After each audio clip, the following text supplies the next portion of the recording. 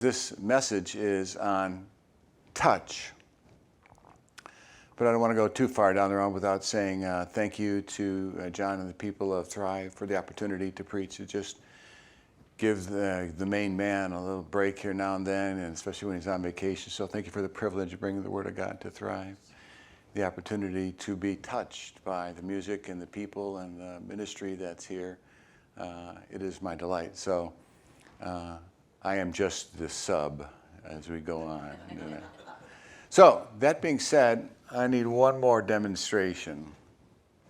Okay, who would like to? Okay, John, come forward.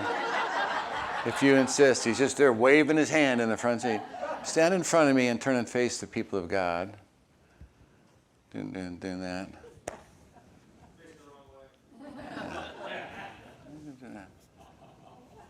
So you see any difference in John yet? Keep going. He's got some tension in his shoulders, yeah. He's doing that. So, what is being communicated to John? He doesn't like being what? In front of the camera. Oh, yeah, that's sure. Yeah, he's never used to being in public. Yeah. What's being communicated to John? I'm married to a physical therapist. So I have learned, absolutely. So not only that, just again, more bonus material. Her physical therapy class, their motto was physical therapist to rub you the right way. I said, I have to make that woman my wife. That's amazing. We were married by then. So what do you see? What do you feel? How does it feel to you to have me rubbing John's shoulders? What does that do? It shows caring. Caring? Yeah, Jealousy? Who's next? Yeah, right before communion, we're all going to kind of share doing that, and I can feel the difference already in his shoulders. They're starting to relax, and He's going to want that every week. there's a reason not to do it. Yeah, all right. Thank you, brother. Again, same phenomena. That was an old story, an ancient story that really made a difference in our family, and it was one touch, and it birthed the whole phenomena. And just what was communicated right now with John, and I did it to him to do that. So it's phenomenally, incredibly important. Now, it's easy to do that when I know John would receive it and based on those shoulders could use it. And we would understand and be a part of the thing. But how would that touch be communicated if there was a crazy man who was drooling and he was just in some institution and you walked in those doors and he wanted to hug you? What would that feel like? Yeah, I saw that look on your face. It's like, ugh. It's a little difficult. Yet that's exactly what Jesus did last week. John pointed this out, is that Jesus was ready to embrace folks who would go, ugh. Again, a little more examples with Mary Louise, because she's a physical therapist, but she used to work at Denton State School and often work with folks who were very deformed. We were just talking about that. So often it can be hard to touch somebody who's incredibly deformed because it makes us feel vulnerable. And that touch communicates a lot, doesn't it? So what we're going to talk about today is a story within a story. It has a lot of common denominators with last week because it's Jesus moving toward him, not just going, I love you, but doing what Mary Louise did, pulling the hand around, putting it around the waist and embracing. And I would offer to you that, and we'll kind of take a look at that, the American culture is way different and way short on the kind of intimate touch, and we're oftentimes afraid of it. And believe me, as a pastor and trained as a marriage and family therapist, I'm keenly aware that touch can be phenomenal, that can do damage. And I was also very, very aware that I was the only man when I was working with Peace Church in Naples over there. I was the only man with a staff of 36 women, right? And 156 children. That touch had to be very cautiously delivered, and I was very, very certain to make sure any touch occurred in public venues, and I was careful, but it was a little, but when kids would see me, they would come running up to me, not all of them, but a few, and just grab my leg, running at 3. So they weren't all programmed into the keep away and don't do that. They were doing it. So it would be like I'd be cautious in hugging somebody, and the kid would be grabbing onto my leg, and I'd bend down. And so we're going to take a look at the way Jesus embraces not just those who are ready for a shoulder rub or a hug, but the unembraceable, the untouchable. This story within a story is where we're going, the transformational power of Jesus' touch. Now, touch gets so wide, and the sermon is kind of wide itself because it's a lot of material, and touching is a metaphor, it's a physical reality. Many of us are associated with danger. And in post-COVID, are we post-COVID? I'm not sure. In this era, whatever this era is, COVID has left its mark on our touch, because some folks are still cautious about the touch. Some are doing the fist bump, which is fine. I get that you have to go according to your own comfort level, but it's like a whole new phenomena. Others have been touch-starved through COVID, and you know what that's like. You just long to be touched. If you've walked through a nursing home or an elderly care center, you can know and see and feel their longing, reaching out. I remember doing that as a vicar right there in Lake Worth, Florida, working with Pastor Ted Isehold, if you remember him, and walking through those centers with him going, I was a little bit off-put, and he was showing me how to do that. I learned to kneel before them and hug and embrace those who you go, ugh. So it's very powerful. Let's get to the story, and then here's our text for today. It's basically right after the demoniac, and Mark, you know how Mark does, bam, bam, bam. So Mark's moving along. So when Jesus had crossed again in the boat to the other side, he just finished the demoniac thing, a great crowd gathered about him, and he was beside the sea. Then came one of the rulers of the synagogue, a big deal. The rulers of the synagogue, this guy's a big deal. It's kind of the stewardship. Jairus by name, and seeing him, he fell at his feet and implored him earnestly. My little daughter is at the point of death. Come and lay your hands on her so that she may be well and live. And he went with him, and a great crowd followed him and thronged about him. So now we go to a story within a story. And there was a woman who had a discharge of blood for 12 years, who had suffered much at the hands of many physicians, and had spent all that she had and was no better, but rather grew worse. Ugh. She had heard the reports about Jesus and came up behind him in the crowd and touched his garment. For she said in her own mind, if I touch even the garments, I will be made well. And immediately, there's Mark's favorite word, immediately the flow of blood dried up, and she felt in her body that she was healed of her disease. And Jesus, perceiving himself the power had gone out from him, immediately turned around into the crowd and said, who touched my garments? And his disciples said to him, you see the crowd pressing about you, and yet you say, who touched me? I love the indignant disciples, as though they could be indignant. And he looked around to see who had done it. But the woman, knowing what had happened to her, came in fear and trembling, which is, by the way the Gospel of Mark ends, fear and trembling, and fell down before him and told him the whole truth. There's a lot to tell because, well, we'll get into it in the sermon. She wasn't supposed to be there, and she wasn't supposed to be touching him. Told him the whole truth. And he said to her, daughter. We're going to go back to this. Daughter. The only time this is recorded in the Gospel of Mark. Daughter, your faith has made you well. Go in peace and be healed of your disease. Present tense. Remain healed of your disease. While he was still speaking there came from the ruler's house someone who said, your daughter is dead. The Bible doesn't say what was going on with Jairus when this was happening, right? But I can only imagine if it were my daughter, I'm going, whoa, not a delay. No. But knowing that you don't want to upset Jesus, knowing that he's going out his way for you, knowing that this is important. Can you imagine him just nervously, tensely waiting on the sideline going, come on already. That's my imagination, but I would offer it to its distinct possibility. And then, after waiting nervously for however long that took, somebody comes back and said, your daughter's dead. The angst of waiting too long. Did I wait too long to go get Jesus? Was I hesitant? Was I too dependent on doctors? The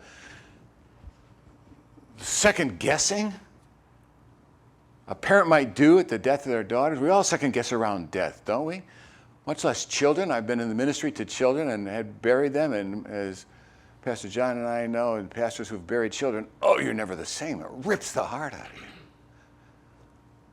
And to get that news after waiting and trying to get Jesus to move on, your daughter's dead. Oh.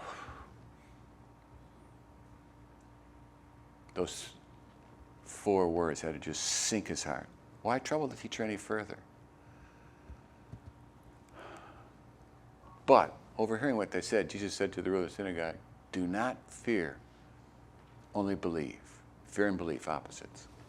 He allowed no one to follow him except Peter, James, and John, the brother of James, inner circle. They came to the house of the ruler of the synagogue, and Jesus saw a commotion. People weeping and wailing loudly. They were professional mourners. When he had entered, he said to them, why are you making a commotion and weeping? The child is not dead, but sleeping. And they laughed. They laughed at him. They laughed, but he put them all outside and took the child's father and mother and those who were with him and went in where the child was. Taking her by the hand, taking her by the hand, he said to her, Talitha Kumi, which means, when translated out of Aramaic, little girl, I say to you, arise. And immediately, Mark's favorite word, immediately the girl got up and began walking, for she was 12 years of age. And they were, you guessed it, immediately overcome with amazement. And he strictly charged them, and no one should know of this, and he told them to give her something to eat, which is an odd thing to say, since all of the mourners, all of the community, all of the people who saw Jesus were going to, but Jesus goes, keep this between you and me. When her very walking existence would be an illustration that something big happened. And he cares for her physical element. Give her something to eat. Boy, there's a lot there. This sermon's going to have an intermission. We will serve refreshments. And if I'm doing that, you've been warned. Well, let's go. If you take a look, touch is so woven into our culture. Songs with touch in the title. The Hollies, Magic Woman Touch. I had my favorite, which didn't make the cut. The Doors. Remember the Doors? Come on, come on, come on, touch me, babe. Can't you see that? I'll stop singing. I'm sorry. So, all right. So, point being, touch is in our music and our culture. It's just a part of who we are. There's also a lot of history and mythology of touch. I thought this was kind of interesting. From the Greek sort of philosophers in history. In Homer's Odyssey, Odysseus, visiting Hades, tries to hug his dead mother and Teclia so that they might find a frigid comfort in shared tears. It's interesting that they offer no comfort for the dead in the culture. But Teclia is now a lifeless husk as she slips through his arms like a hologram. The Homeric underworld is a place of permanent lockdown where the dead live on as unreachable, self-isolating ghosts. Right. But that's the background culture into which Jesus is now arriving, where the dead wish they could hug and just can't get their arms around somebody. Just self-isolating ghosts, which is interesting too. There's a book by C.S. Lewis called The Great Divorce, which is about a fantasy bus trip from hell to heaven. Speak up. From hell to heaven. And what hell is, according to C.S. Lewis, is a place before the end times where people just keep moving apart from each other, growing further and further isolated. No touch. So that's the background of this phenomenal touch. Current culture, Philip Pullman in his Dark Mysteries trilogy echoes the scene in its last book, The Amber Spyglass. Lyra tries to hug her friend Roger in the world of the dead, but he passes like cold smoke through her arms. Kind of picks up on that whole theme. So even today's culture and authors kind of do that, like it's hell to not be touched, to not find and embrace. So there's also a lot of connection between touch and health. We'll just touch on it very, very briefly. The skin is the largest organ in your body and sends good and bad touch sensations to your brain. When you engage in pleasant touch like a hug, how about this? Your brain releases a hormone called oxytocin. You can almost get addicted to those, right? This makes you feel good and firms up emotional and social bonds while lowering anxiety and fear. You know that, but a scientist now discovered it and said it and objectified it, so now it's true. This reaction begins at birth. When babies are born, doctors suggest that mothers hold and comfort them, often to promote healthy development. You guys know that too. That's the first thing that happens. What I found is kind of new with each of my kids is they've had their children is that that's what dads are doing too, which we never had that same calling. This human-to-human interaction keeps up throughout our lives, even in our adulthood. Human touch helps regulate sleep and digestion. Builds your immune system and fights infection. This from WebMD. I went, really? It's almost as though we've been designed to be touched in our spirit and in our bodies.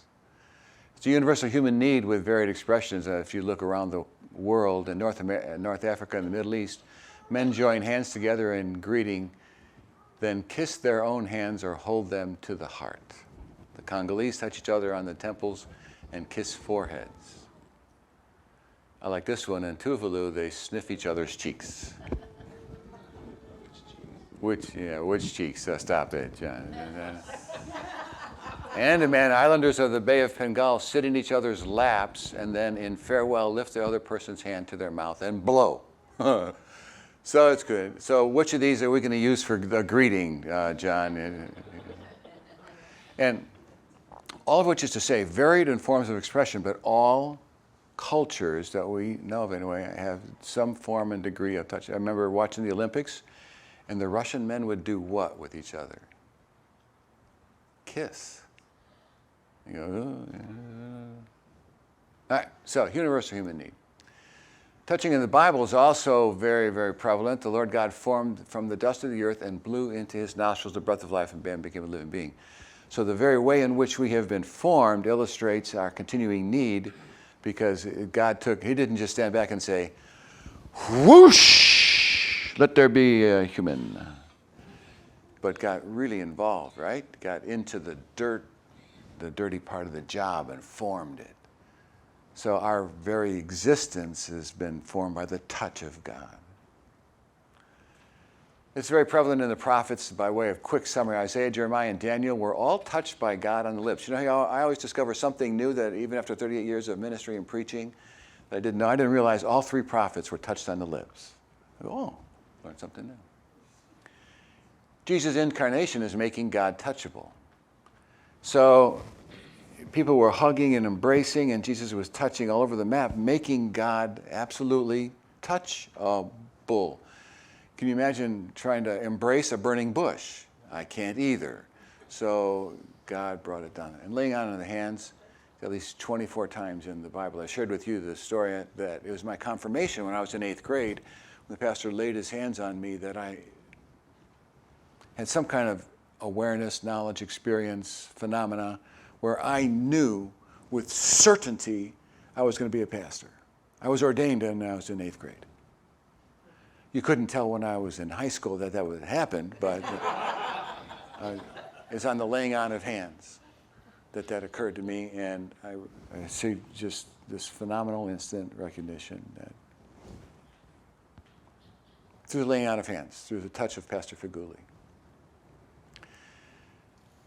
Jairus' urgent request, as we get to the story, so that's all kind of background, is that he was a synagogue ruler as chief engineer or chief steward. So he was a big deal, Jairus. So it was a big deal to go to Jesus. You can imagine that he might have been getting some cross pressure from the Pharisees who didn't like what Jesus was doing and didn't like the way he was touching people. The word that he uses is interesting too. My little girl is at her eschaton. So the eschaton, the word eschaton is eschatology, or the book of Revelation is eschatological. It means at the end, at her end, breathing her last. Her breaths were shallow. She was barely hanging on. You've been around the place where people are dying, you know, and he was going. So she was just barely there. That's why in my own, and I could be reading into the story stuff that may not be there, but I got to think that little bit of delay with the woman with the blood flow is really, really causing Jairus some problems, because did I wait too long? Did I? Maybe that's just me. Text doesn't say that. What does he want Jesus to do? He wants Jesus to touch her. Just lay your hand on her. He's keenly aware that touch brings life. And so they get on their way. The story said, just come touch my little girl who's at her eschaton. In the midst of all that, here's an artist rendering of what it possibly could have looked like. Who knows for sure. But I want you to see what she was reaching for. And that's ostensibly Jesus walking down. There's a big crowd, and she's had this interior dialogue going on inside of her. Look, if I just reach and touch him, I don't want to bother him. There's all kind of problems going on with this woman being there in the first place. First of all, she's reaching for Jesus' garment and the tzizit. I'm not even sure I'm pronouncing that right. Tzizit. So the tzizit is here from Deuteronomy 22. You shall make the fringes upon the four quarters of your vesture where thou coverest thyself. I don't know how the King James got in there. Thou shalt make the fringes. I never say that. But anyway, you get it. Is that it's the cloth hanging down, and there should be four corners to that. So this is the edge of the garment. This is it. From Deuteronomy 22, instructed. Interesting in the background too is maybe the woman knew this, I don't know, but for you who fear my name, the Son of Righteousness will rise, a prophecy of Jesus, with healing in its wings. That's how it gets translated into English. But guess what word is in its wings? The word wings is tzit. So not wings like, oh, but wings like right there, the very edge. In healing in its tzit. And you'll go out leaping like calves in the stall. So in the background is running this prophecy from Malachi. Did she have this in mind? We don't know. Is it reading too much into the story? Maybe. But she's playing that out in her head and in her mind and just wanting a touch. Notice that in both cases there was the desire and the call and the need and the longing for touch. Lay your hands on my daughter, just touch the tzit. Neither of them said, make it happen. And he could and did. 6 days were created like that. The entire universe were just make it happen. They wanted the touch, the embrace. All that's communicated through the shoulder rubbing of Pastor John, his shoulders, and the look that you saw him start to loosen up, and the smile that came across his face, and the realization, hey, I can give a shoulder rub. All of that is what they were calling for, wanting, needing. So there it is, someone touched me, urgent interpretation. And as I read that, I had sort of the dramatic feel to it. In Leviticus 15, on being declared unclean, you were isolated, banished. There was no touching for the unclean. And she was unclean. She should not have sought touch.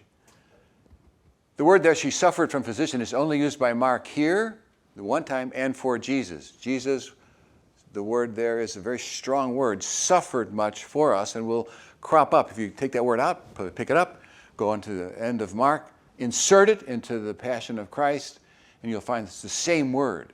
So Jesus is giving to us a kind of insight, or Mark is giving us kind of an insight that she was suffering from physicians like Jesus was getting ready to suffer from us. Which, by the way, isn't in Luke. Why? Because Luke is a physician. She violated Levitical law by being there. She wasn't supposed to be there. She was risking further punishment and isolation. She's already isolated. She's already wondering whether this is God's punishment. She can't get through to the doctors. They're not helping. They're making things worse. And now she steps up and doubles down by getting inside of a crowd. Are you kidding me? Her risk is phenomenal. Doctors didn't help. They made it worse. Jesus touched his clothes, garments, hem. The word there is hem. Felt instant healing. Who touched my clothes is the question. This now wasn't a quiz by the disciples who were kind of frustrated, but for the woman, fearing and trembling, she told him the truth. She was giving a confession of violation. She was saying, what she was saying to him was a way to confess her sins. I'm not supposed to be here. I know I'm unclean. I know I'm at wit's end. I am sorry. I'm sorry. It's the context for her. And again, daughter, only time in Mark that it's used. Daughter. He sees what happened to her as a way to connect in faith.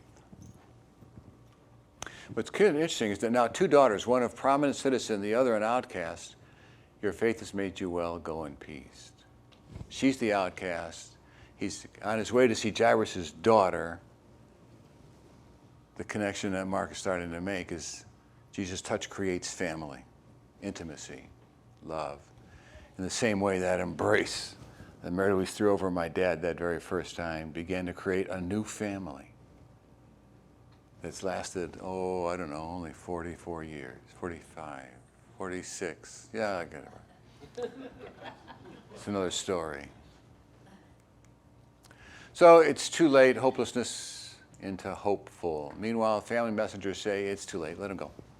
Ultimate hopelessness. I can't think of a more hopeless situation than those words. Your daughter is dead. It's too late. Don't be afraid is the opposite of believing in this. So Jesus wants the inner circle witness. This is one of 3 times in the Gospel of Mark that he chooses the inner circle. So this is big, this is powerful, this is humongous. What Jesus is doing is creating an intimate setting in which to receive the daughter. What's interesting to know, and I mentioned it briefly, if you may have read or heard or studied the scriptures, you know that they would have professional mourners. So what you've got there when he arrives on the scene, and Jairus had some money to spend on a professional mourner, so he would have more mourners than usual. There was people playing the flute and people going, oh, oh, and not necessarily in a sincere way, because the more noise they made it, the more you recognize that it was communicating the death of a loved one, and the more wailing and the more sort of moaning, the bigger the deal. If you were poor, you could only afford one flautist and 2 mourners, and it kind of communicated something else. So there's a lot of the sort of protocols attached to this. And so Jesus is slicing through the protocols. He just picks 3 disciples, his top 3, his inner circle. He wants them inside. He goes inside and sees oh, and says, okay, you guys, we just got to stop. Picks 3 disciples, moves away from the professional mourners, weepers and wailers, and goes in. So otherwise, can you imagine, he knows he's about to elevate this daughter and touch her hand and raise her and wake her. Otherwise, can you imagine the scene in the professional mourners when she does that? I mean, it's like a circus show. This little girl is going to come back to life, and in the midst of all of this, like, no, we don't need a circus. We need the people who love her most. I want Peter, James, and John to see this. I want the parents to be there. Now, the phrase, she's not dead but sleeping, took me a while to get, I did a lot of reading on this. Because what's interesting is that the word dead and sleeping both mean dead. It's like, well, okay, so she's not dead, but dead might be another way to actually translate the word. It's 2 different words, kathudo, meaning under, but they both mean dead. So I'm thinking, what is Jesus communicating to her? Well, they found it hilarious. What do you mean she's only sleeping? So they were absolutely persuaded. These are professional mourners. And these are people who had some money. So they had physicians, presumably physicians, caring for her, and they had all kind of opportunity to know, no, she did dead. You know, they were laughing at Jesus. So he gets rid of all that.